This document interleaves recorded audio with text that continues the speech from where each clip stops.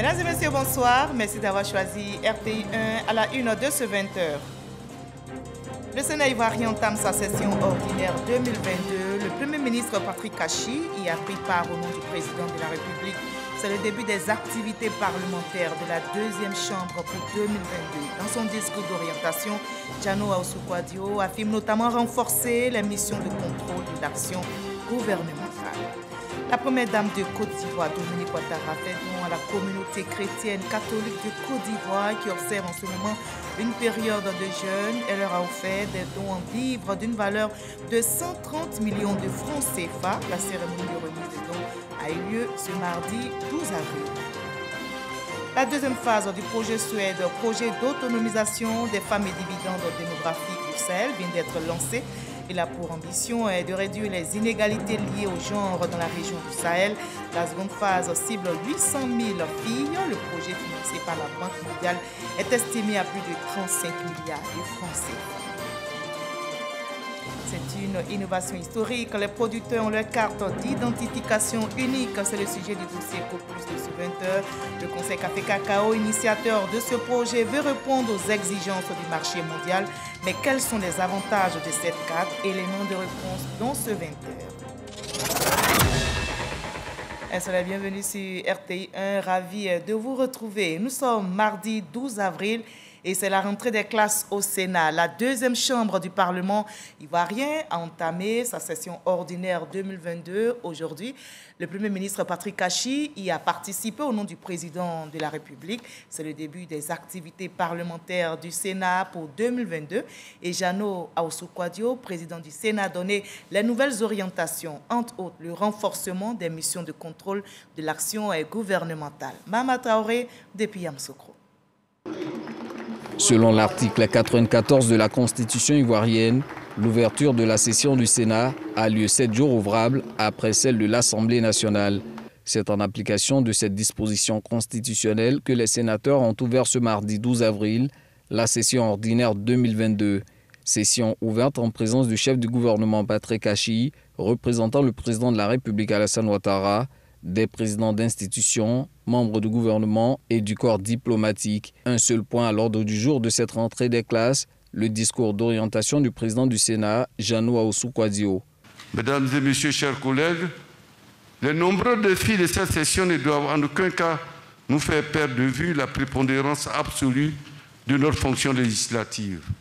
Ainsi, outre la programmation des projets de loi déposés sur le bureau du Sénat, notre Chambre reste en attente des délibérations de l'Assemblée nationale relatives aux 24 premiers projets de loi dont elle a été saisie. À cet égard, il importe que notre institution veille à rendre la loi plus intelligible et plus accessible aux citoyens, de telle sorte qu'il ait une parfaite connaissance et une entière compréhension de la règle qui lui est applicable. Il apparaît essentiel de mettre en œuvre de manière effective, conformément aux dispositions de la Constitution, notre droit d'initiative en faisant des propositions de loi. Toujours dans la droite ligne de l'accomplissement de ses missions constitutionnelles, le Sénat compte organiser cette année un forum dédié à la diaspora ivoirienne, assises qui permettront de recueillir les préoccupations des Ivoiriens vivant à l'étranger. Selon une étude de la Banque africaine de développement, la diaspora ivoirienne compte environ 1,2 million de personnes. Sa contribution au flux financier est passée de 99,5 milliards de francs CFA en 2008 à près de 190 milliards en 2017, soit une progression de 91%. On le voit, l'apport de cette diaspora à l'économie ivoirienne est important. S'agissant du droit de regard dont dispose le Sénat sur l'action gouvernementale, Jano Aousou-Kouadio félicite l'exécutif pour la prise de mesures visant à amoindrir le choc des crises internationales sur le quotidien des populations. Cependant, la Chambre haute du Parlement recommande au gouvernement d'accentuer ses efforts en ce qui concerne la modernisation de l'agriculture. L'agriculture représente en effet 19% du PIB et plus de 75% des exportations de notre pays en 2019. S'il est ainsi incontestable que l'économie ivoirienne repose sur l'agriculture, le Sénat voudrait inviter le gouvernement à multiplier les lycées et collèges agricoles en vue de l'installation à moyen terme de jeunes formés au métier de l'agriculture sur des fermes aménagées. À cet effet, l'autosuffisance alimentaire devait être inscrite au rang des priorités nationales en vue de réduire notre dépendance vis-à-vis de l'extérieur quant à l'approvisionnement des ménages en denrées alimentaires. Telle une force de proposition, le Sénat suggère ces solutions afin de booster l'emploi des jeunes et des femmes, de renforcer la décentralisation, de redorer le blason de l'école ivoirienne, de moraliser la vie publique et enfin de veiller à la paix et à la stabilité du pays. Dans un monde devenu multipolaire et au regard des défis de notre nation, je voudrais inviter solennellement l'ensemble de nos concitoyens à constituer une union forte autour du président Alassane Ouattara en vue de la consolidation et de la pérennisation des précieux acquis ces 10 dernières années. Sachons, chers concitoyens, mettre l'intérêt supérieur de la nation au-dessus de nos divergences. Sachons, chers concitoyens, faire en sorte que le pays de Félix Houphouët-Boigny demeure cette oasis et ce havre de paix et de prospérité envié et respecté de tous. Notons que 94 sénateurs ont répondu présents à cette ouverture de session sur les 97 que compte l'institution. Ils ont été informés par Jeannot Ahoussou-Kouadio que les 2 chambres du Parlement se réuniront en congrès le mardi 19 avril prochain à la demande du président de la République, ce conformément à la Constitution. Et tout au long de l'année parlementaire, divers projets de loi seront votés. Des débats sont également prévus. 3 groupes parlementaires répartis en 6 commissions vont animer les débats au cours de toutes les séances parlementaires, nous dit Kader Sogodogo. 4e rentrée de la première législature de la Chambre haute du Parlement, le Sénat. 6 commissions permanentes. Elles seront chargées d'examiner les projets et propositions des textes entrant dans leurs compétences ainsi que des pièces et documents s'y rapportant. Cela est bien stipulé dans l'article 52 du règlement. Il s'agira également de mettre en œuvre dans leur domaine de compétences le contrôle de l'action gouvernementale et l'évaluation des politiques publiques. Article 21, alinéa 1 du règlement. Ces commissions sont la Commission des affaires économiques et financières, la Commission des affaires sociales et culturelles, la Commission des affaires générales institutionnelles et des collectivités territoriales, la Commission des relations extérieures et des Ivoiriens établis hors de Côte d'Ivoire, la Commission de la sécurité et de la défense, et enfin la Commission de la recherche, de la science, de la technologie et de l'environnement. À ce jour, le Sénat compte 97 sénateurs qui animent ces commissions. Ils constituent dans leur ensemble 3 groupes parlementaires, 78 pour le RHDP et 17 pour le PDCI. Pour le groupe parlementaire RHDP, il s'agit de maintenir l'élan de développement que le président de la République imprime à la Côte d'Ivoire. Il s'agit de participer en tant que parlementaire à la consolidation de la paix et de la cohésion nationale. Et c'est ce à quoi nous allons nous atteler. Nous avons la possibilité d'exprimer nos différences. Nous avons la possibilité de faire les observations que nous voulons faire. Donc nous considérons que la cohésion est totale. Et c'est en parfaite harmonie d'ailleurs avec le groupe parlementaire d'en face. 2 sénateurs neutres, Pierre-Michel Hipolago et Mariam Dao Gabala. Les débats sont francs et nous avons pour habitude de dire que les débats doivent être francs, mais les votes sont personnels. Donc une très bonne collaboration, parfois de vives discussions, mais toujours une très bonne entente, cordialité, et la Côte d'Ivoire est toujours devant. Nos droits sont respectés. Chaque fois que nous avons eu besoin de dire un mot, nous l'avons dit. Et chaque fois que le président du Sénat ou le président de séance demande si les groupes parlementaires ont quelque chose à dire, ils demandent aussi aux non-affiliés s'ils avaient quelque chose à dire. Donc c'est une collaboration parfaite et nos droits sont parfaitement respectés. Le président du Sénat, Jeannot Ahoussou-Kouadio, a donné son discours de rentrée. Les orientations sont connues. Pendant 9 mois, les sénateurs seront ainsi à pied d'œuvre pour contribuer à l'édification d'une Côte d'Ivoire forte, modèle et surtout prospère. Et nous restons à Yamoussoukro, où nos reporters ont recueilli quelques réactions après la cérémonie d'ouverture de la session ordinaire 2022 du Sénat. Nous les écoutons. Je suis ici à ma qualité de président de la Chambre consultative, dont les avis, les suggestions sont attendus par les chambres parlementaires. Je me devais donc d'être ici pour être à un niveau convenable afin que le moment venu, par rapport au projet de loi qui seront examinés ici, nous puissions donner les avis qu'on vienne. Ce qu'il faut retenir de l'intervention du président du Sénat, je dirais déjà en 2 mots qu'il a appelé à la cohésion. Il a demandé que tous les Ivoiriens puissent s'unir autour du président Alassane Ouattara devant les grands enjeux. Le discours était complet, il était entier.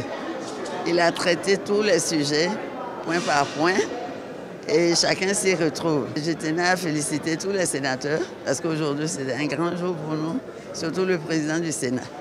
Il a souhaité que nous fassions beaucoup de production, et je crois que le gouvernement, sur instruction du président de la République, est en train d'œuvrer à faire en sorte que, effectivement, nous fassions beaucoup de production et que nos marchés puissent être approvisionnés. Elle a plaidé pour les collectivités territoriales.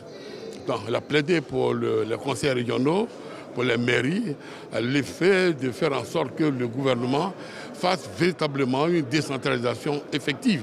Que le gouvernement s'épanche effectivement à rendre autonomes les collectivités déconcentrées, que sont les mairies, que sont les conseils régionaux, pour qu'ils puissent accompagner le développement parce qu'ils sont plus proches des populations. C'est un discours où il a fait le tour de l'actualité, des problèmes que nous connaissons et des défis dont nous serons confrontés dans l'avenir. Et en tant que sénatrice et sénateur, au nom de tous les sénateurs, nous prenons acte et nous espérons pouvoir accompagner le président du Sénat, donc le président de la République, par rapport à tous ces défis-là. Le discours du président du Sénat est beaucoup prometteur, en ce sens qu'il promet le forum avec la diaspora ivoirienne. Vous savez combien de fois la diaspora ivoirienne apporte à l'économie. Donc ce forum va nous permettre de collaborer. Le Sénat ira à la rencontre des Ivoiriens établis hors de Côte d'Ivoire, puisqu'ils sont une grande dynamique pour l'économie de notre pays. Et les sénateurs sont mis en activité pour pouvoir rencontrer la diaspora, pour pouvoir mettre ensemble toutes les synergies ivoiriennes qui sont à l'extérieur. On sort satisfait. Pour nous, sénateurs, on sort requinqués parce qu'on connaît maintenant l'orientation qui va nous guider pendant notre session, qui est la dernière de cette année. Et ensuite, on est heureux d'avoir eu le point, on pourrait qualifier ça, le point sur la vie de la nation. Monsieur le Président du Sénat a fait un discours magistral et il a dit que toutes les actions que mène le Président de la République à l'endroit des parlementaires sont des actions qui sont à louer et à saluer. Et le Sénat aujourd'hui, avec l'Assemblée nationale, le Sénat a toute sa place. Voilà, je vous livre à présent ces 2 communiqués émanant de l'Assemblée nationale et du Sénat. Amadou Soumaoro, président de l'Assemblée nationale, et Jeannot Aoussou Kouadio, président du Sénat, informent les députés et les sénateurs que sur convocation de son Excellence M. Alassane Ouattara, président de la République de Côte d'Ivoire, le Parlement se réunira en congrès le mardi 19 avril 2022 à 10h à la Fondation Félix Houphouët-Boigny de Yamoussoukro. Au cours de ce congrès, le président de la République adressera son message sur l'état de la nation devant les députés et les sénateurs, conformément à l'article 114 de la Constitution. Les députés et les sénateurs sont donc invités à prendre toutes les dispositions utiles pour être présents à cette réunion du congrès.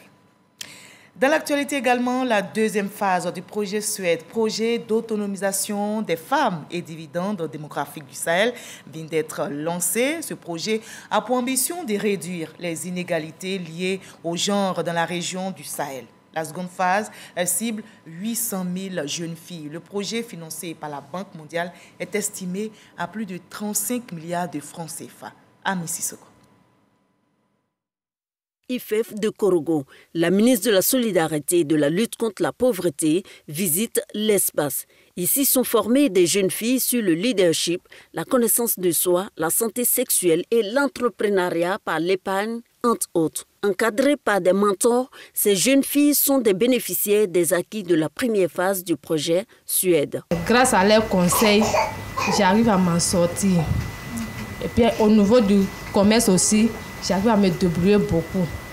Parce que quand tu fais un commerce et tu ne sais pas comment gérer ton argent, tu te fatigues pour rien. Comme elle, le projet Suède ou projet d'autonomisation des femmes et le dividende démographique au Sahel, démarré en 2015, aura dans sa première phase permis à 50 000 femmes dans plusieurs régions de la Côte d'Ivoire de réduire leur vulnérabilité. Pour le lancement officiel de la seconde phase, Korogo, la capitale de la région du Poro, est choisi. L'objectif visé par cette deuxième phase du projet Suède, qui s'étend sur 20 régions administratives, est d'intensifier les activités et de les porter à l'échelle au niveau national par son extension à 10 nouvelles régions.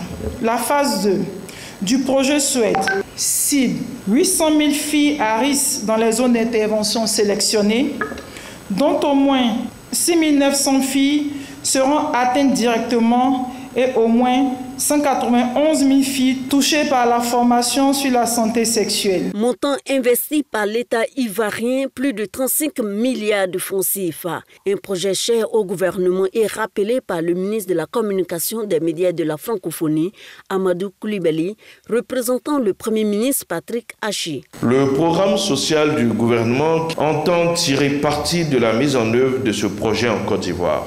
Il faut rappeler que le PSGouv, le programme social du gouvernement, vise précisément à accélérer le rythme de la réduction de la pauvreté et à rendre la croissance économique plus inclusive à travers des actions sociales ciblant les populations vulnérables.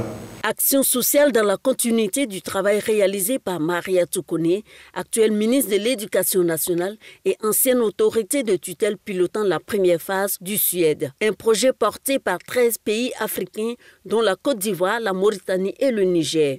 Il bénéficie de l'appui financier et technique de la Banque mondiale et de l'UNFPA. Et toutes ces activités se déroulent en pleine période de carême chrétien et musulman. Après donc, la communauté musulmane, la première dame Dominique Ouattara a fait un important don aux chrétiens. Elle leur a offert, vous allez le voir, des dons en vivres d'une valeur de 130 millions de francs CFA. La cérémonie de remise de dons a eu lieu ce mardi 12 avril. Viviane Aimé. À l'approche de la célébration, le 17 avril, de la fête de Pâques, ce mardi 12 avril, la première dame de Côte d'Ivoire a convié à son cabinet les représentants de toutes les obédiences chrétiennes en Côte d'Ivoire pour une remise de dons à la communauté chrétienne de Côte d'Ivoire pour la fête de Pâques.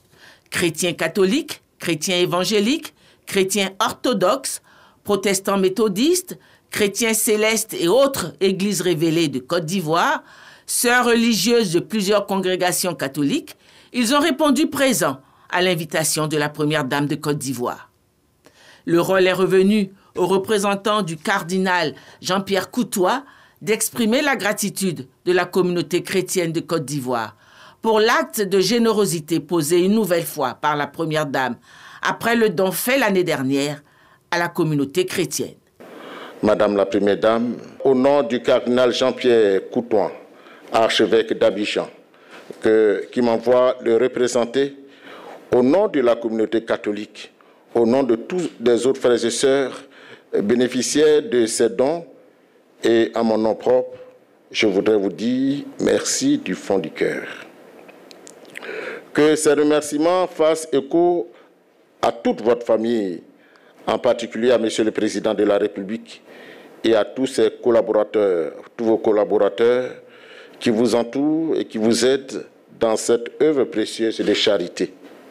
Ce don offert à la communauté chrétienne de Côte d'Ivoire est composé d'importantes quantités de vivres. Pour la fête de Pâques, Madame la Première Dame, à travers sa fondation, offre 3 000 sacs de riz de 25 kg, 2 500 cartons de pâtes alimentaires de 5 kg, 1 250 cartons de bidons d'huile, 750 cartons de pâte de tomates concentrées, 10 000 paquets de couscous de 500 grammes chacun et 400 cartons de boîtes de lait bonnet rouge et 100 cartons de boîtes de petits pois.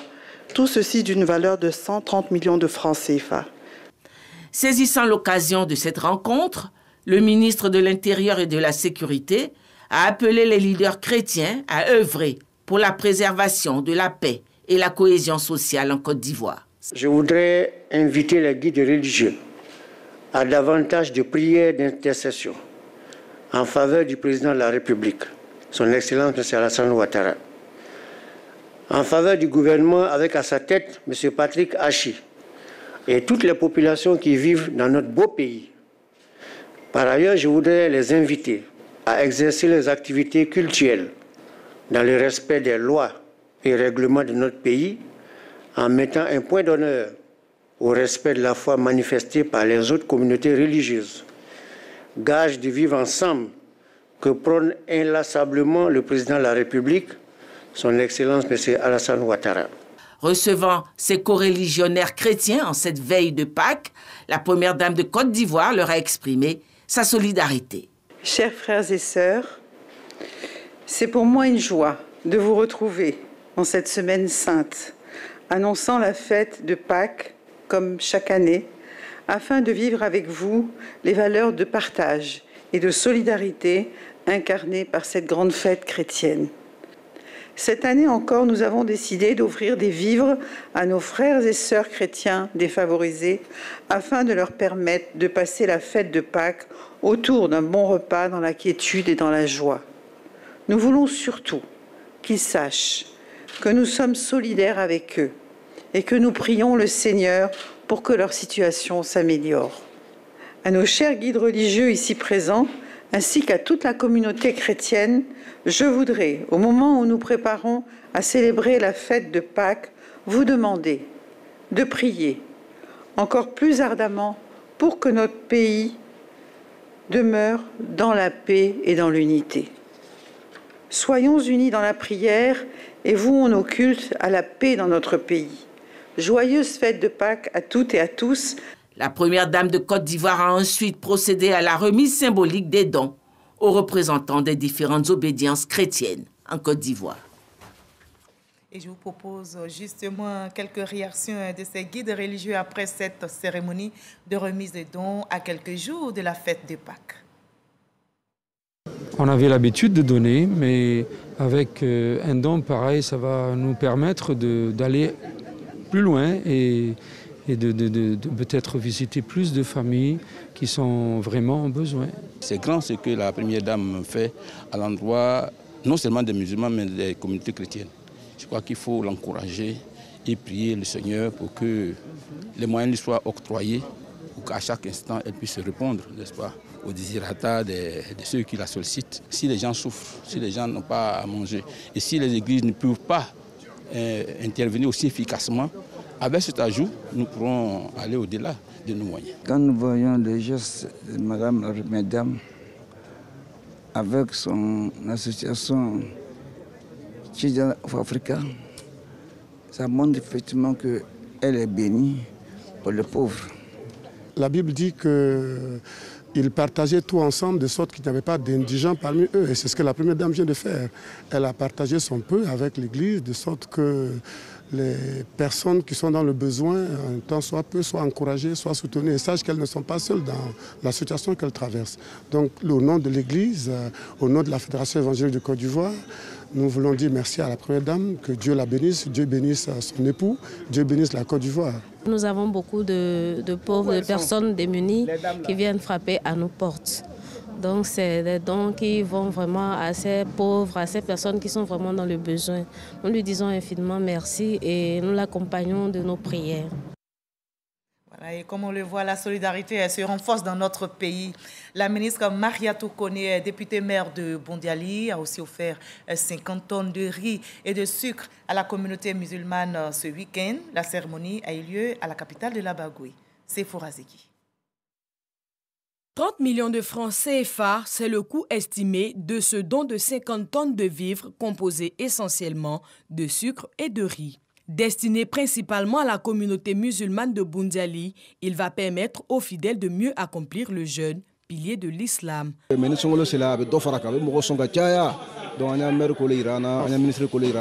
prophète, durant ce mois, il était beaucoup généreux.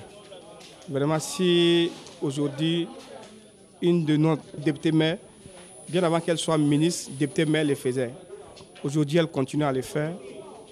Au nom des imams, on va prier pour elle. Elle avec eux, le président de la République. Tout ce qu'on fait, c'est des moyens, ça vient quelque part, que Dieu donne la force. Ramadan, mois de pénitence, mais aussi mois de partage et de générosité. C'est d'ailleurs la motivation de la donatrice, la ministre Mariatou Kone, députée maire de Boundiali. En plus des prières à l'endroit du chef de l'État, elle a demandé aux bénéficiaires de faire des prières pour la paix en Côte d'Ivoire. Le geste que nous posons, c'est un geste symbolique pour dire que nous partageons avec eux ce mois-là, dans la prière, dans la spiritualité, dans les bénédictions, et que ces bénédictions puissent rejaillir sur nous-mêmes, sur nos familles, sur notre région et sur toute la Côte d'Ivoire. Ce don aux populations de Boundiali n'est pas à sa première édition. D'autres gestes en faveur de plusieurs franges de la population vivant dans la Bagoué sont également prévus. Dans la Ramadan, un mois de partage, le ministre directeur de cabinet du président de la République, Fidel Sarasoro, fait aussi des dons à la communauté musulmane de Korogo et de Sinématiali. Plus de 40 tonnes de produits alimentaires composés de riz, de sucre et du lait, ainsi que du numéraire ont été distribués le week-end dernier au nom du chef de l'État, Alassane Ouattara. Ami Sissoko pour le reportage. Ramadan, mois de jeûne, mais également mois de générosité, de partage et de solidarité. Le ministre directeur de cabinet du président de la République, Fidel Sarasoro, par ailleurs député de Sinématiali, ne déroge pas à cette règle. Cette année encore, au nom du chef de l'État Alassane Ouattara, ce sont plus de 40 tonnes de produits alimentaires, essentiellement du riz, du sucre et du lait, accompagnés de numéraires qui sont distribués aux fidèles musulmans de Sinématiali et Korogo. Des mosquées en passant par la chefferie traditionnelle, tous bénéficient de cet élan de générosité. Première commission arrivée avant le mois de carême, le ministre même vient avec le deuxième, c'est plus que soulagement. Donc c'est merci seulement qu'on peut dire pour tous les bienfaits. On remercie le gouvernement, le président et notre frère qui est le ministre, que Dieu nous garde. Celui qui nous donnait ça chaque année, c'était Amadou Bon Koulibaly, le premier ministre. Mais aujourd'hui, si Fidel Sarasoro vient encore, nous sommes très contents. C'est-à-dire le mot même nous manque aujourd'hui. Tout ce qu'on nous dit, c'est de dire merci, merci. Le ministre directeur de cabinet du président de la République a traduit à chaque étape le soutien du président Alassane Ouattara aux fidèles musulmans, avant de les inviter à intensifier les prières pour la paix et la santé en Côte d'Ivoire. Il y a beaucoup de gens qui viennent, qui ne peuvent même pas avoir quelque chose pour rompre le carême. Tous ceux qui ne peuvent pas rompre le jeûne là, chez qui ils s'en vont? C'est chez nos imams. Donc, j'ai dit, je vais donner quelque chose pour aider nos imams. Voilà le sens de ce geste. Cette tournée de solidarité auprès de la communauté musulmane a pris fin par une rupture collective du jeûne à Sinématiali. C'est une innovation historique. Les producteurs de café cacao ont leur carte d'identification unique. C'est le sujet du dossier EcoPlus de ce 20h. On s'attelle actuellement au recensement des producteurs de café cacao et à la localisation de leurs vergers. Le Conseil Café Cacao, initiateur de ce noble projet, veut répondre aux exigences du marché mondial comme la traçabilité de son cacao. Mais au juste que vous, cette carte du producteur de café cacao, qu'est-ce qu'elle vient changer dans son quotidien? Qu'en dit le monde paysan? Élément de réponse dans ce dossier EcoPlus signé ce soir, Jean-Luc Bambo.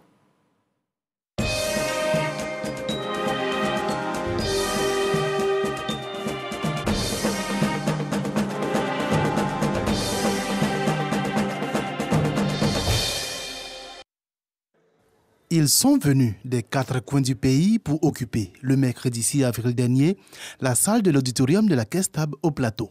Eux, ce sont les producteurs de café cacao. responsables de coopératives, qui n'ont pas voulu se faire compter ce moment historique, le lancement de l'opération de distribution des cartes de producteurs de café et de cacao. Cette carte va vous permettre de faire toutes les transactions avec sécurité. Vous n'aurez plus besoin de transporter de l'argent pour aller en plantation. Je pense que l'État vient de faire un grand coup en permettant de digitaliser les achats du cacao. C'est une grâce. On n'est pas des fonctionnaires, mais on a une carte, c'est une grâce, c'est une joie, quoi. Arrivé au village, je vais une fois présenter cette carte à mes frères pour leur dire d'avoir le courage de d'immiscer dans la plantation. La filière café-cacao à l'heure de la digitalisation. Des producteurs désormais titulaires d'une carte pour les transactions financières. La particularité de cette carte, c'est le code QR dont elle est dotée et qui renferme toutes les informations sur le producteur et son verger. Aboutissement d'une vaste opération de recensement initiée par le Conseil Café-Cacao depuis avril 2019. Ici, tu as combien de personnes ici? Ici, on a 5. Vous êtes 5 ici, non? Toi et puis tes enfants. D'accord. Une opération de recensement qui a duré 21 mois et qui a mené 750 jeunes diplômés et agents du Conseil Café-Cacao dans les hameaux les plus reculés du pays. La connaissance des plantations ouvre la voie à la mise en place d'une véritable traçabilité du cacao qui est produit dans nos différentes régions. Dans la conception du projet, nous avons pris en compte les problématiques majeures de la filière aujourd'hui, qui sont la lutte contre le travail des enfants et la lutte contre la déforestation. Le recensement des producteurs de café-cacao et de leurs vergers a coûté environ 6,5 milliards de francs CFA, avec des premiers résultats. 993 031 producteurs recensés, dont 8% de femmes. L'âge moyen des producteurs de café-cacao est de 44 ans.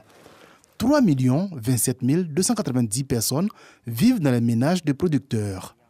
Quant aux vergers, la superficie totale des parcelles de café et de cacao levées est de 3 220 800 hectares, dont 2 522 170 hectares pour le cacao et 110 470 hectares pour le café. Le recensement était l'étape essentielle pour parachever l'opérationnalisation du système de traçabilité de la chaîne de valeur du café et du cacao. Chaque produit d'un producteur aura un numéro, puisque après le recensement, les producteurs seront marqués par un code producteur. Donc c'est ce numéro qui va accompagner leurs produits jusqu'à Abidjan. Quand on voit un sac de cacao ou un sac de café, un numéro inscrit dessus, on sait sa provenance. La carte professionnelle qui va sortir du projet de recensement va permettre aux coopératives d'avoir des produits de bonne qualité. La carte qui est mise aujourd'hui à la disposition du producteur est une carte d'identification associée à une carte de paiement. Une option prise par le Conseil Café-Cacao, engagé dans le processus de la digitalisation du système de commercialisation. Il n'est plus question de délivrer des feuillets pour attester une transaction des feuillets de reçus, mais tout cela sera automatiquement enregistré à partir d'outils modernes, des terminaux que nous allons introduire dans le circuit de commercialisation et outils à partir desquels nous allons capter les informations sur la carte du producteur et donc suivre l'effectivité en temps réel des transactions qui auront lieu sur la chaîne valeur de la filière café-cacao. Le Conseil Café-Cacao s'est attaché les services de partenaires techniques nationaux et internationaux tout le long du processus. Nous avons mis tous les moyens pour que cette carte-là, à travers un QR code, puisse être utilisée comme les mobile money connus aujourd'hui sur la place. En plus, avec la solution USSD qui est aussi accessible par les paysans, ils peuvent même retirer de l'argent sans avoir leur carte physiquement comme un mobile money classique.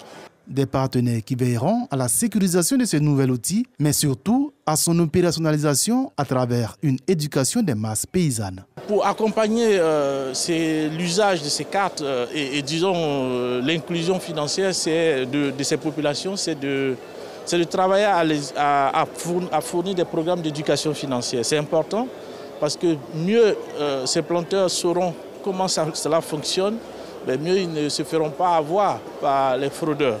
nous allons déployer nos meilleures pratiques en termes d'éducation financière, comment utiliser la carte, qu'est-ce que ça représente la carte. Aujourd'hui, ce sont 95% des producteurs de café et de cacao en Côte d'Ivoire qui ont été recensés et qui seront donc titulaires de ces cartes.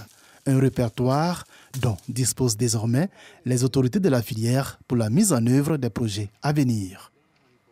Alors, la filière café-cacao, à l'heure de la digitalisation, la carte d'identification pour les producteurs de café-cacao, c'était le dossier EcoPlus signé pour vous, Jean-Louis Gbangbo. L'Agence coréenne de coopération internationale vient de signer un accord avec le ministère de l'enseignement technique, de la formation professionnelle et de l'apprentissage. Cela entre dans le cadre du renforcement des capacités des formateurs de l'Institut pédagogique national de l'enseignement technique et de la formation professionnelle. Notez qu'environ 4 milliards de francs CFA seront investis dans la construction d'un hub technologique, nous dit Sephora Zeki. Plateau technique obsolète, équipement vétuste, ces mots qui minent le secteur de l'enseignement technique et de la formation professionnelle ne seront plus que de vieux souvenirs. Cet échange de parapheurs entre Kofi Nguessan, le ministre de tutelle, et la directrice pays de l'Agence coréenne de coopération internationale, KOICA, marque le début d'un accord verbal signé. La KOICA va investir environ 4 milliards de francs CFA dans l'installation d'un hub technologique à Lipnet. Ce projet, qui est le tout premier avec le ministère de l'enseignement technique et de la formation professionnelle, permettra de redorer la place de l'enseignement technique et de la formation professionnelle en Côte d'Ivoire et de relever le niveau industriel de la Côte d'Ivoire à travers les stagiaires qui bénéficieront de ce projet.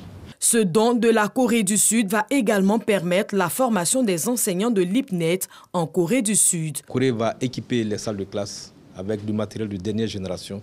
Mais en plus, la Corée va accueillir une vingtaine d'enseignants ivoiriens en Corée du Sud pour les former dans l'utilisation de ces équipements. Et ensuite, une équipe coréenne viendra à Lipnet pour nous aider à parfaire la formation et à installer tous les équipements possibles, de sorte à ce que nos enseignants aient vraiment la main et puissent faire leur travail dans de bonnes conditions.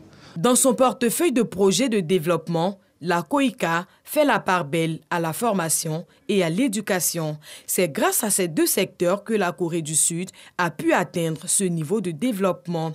Ce pays ami de la Côte d'Ivoire veut donc impulser ce développement en Côte d'Ivoire.